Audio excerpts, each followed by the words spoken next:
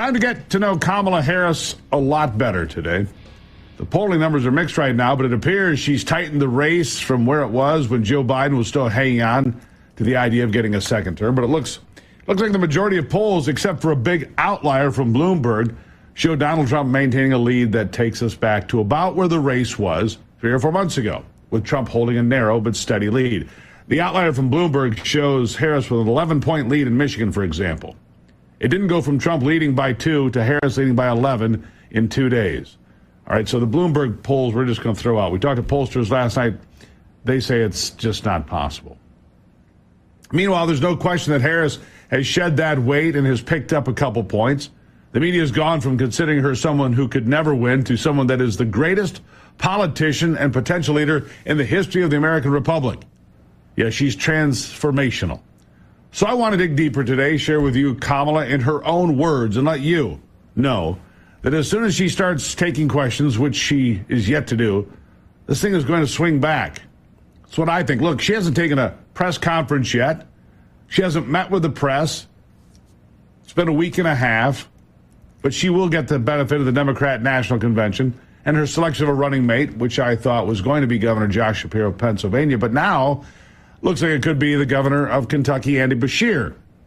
Guess it could be a dark horse as well. But no matter who she picks, the media will fawn all over them as well. So let's start with what the Republicans have right now, and that is plenty of ammunition on the border that Kamala was in charge of. Whether they deny it or not, refuse to call her the border czar, whatever it may be, doesn't matter. A new ad from Donald Trump has dropped focusing on Kamala Harris's failing as the border czar.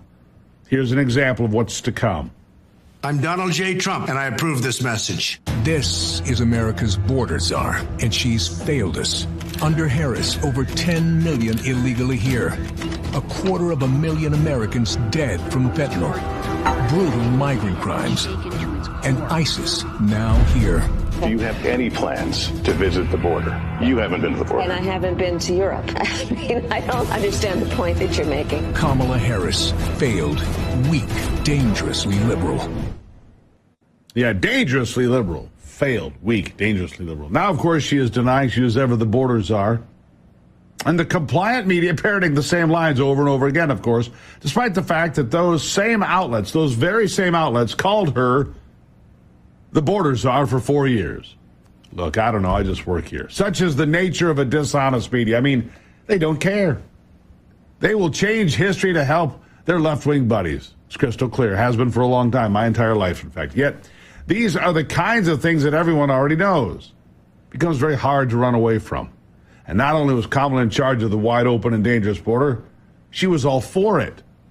Here's more on Kamala Harris supporting illegals that have flooded into our country. Listen to this. An undocumented immigrant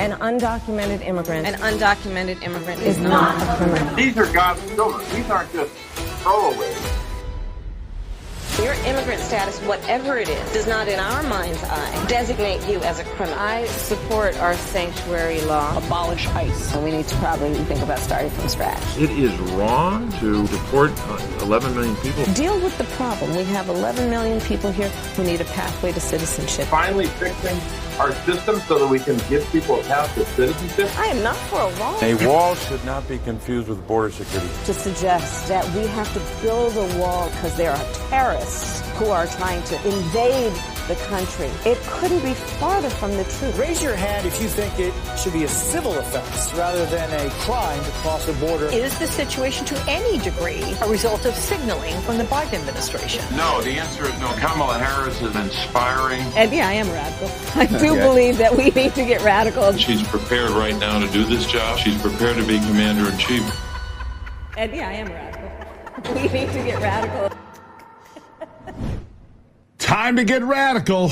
Yeah, there is a bit of magic in this modern world of ours, and that is everything is on tape.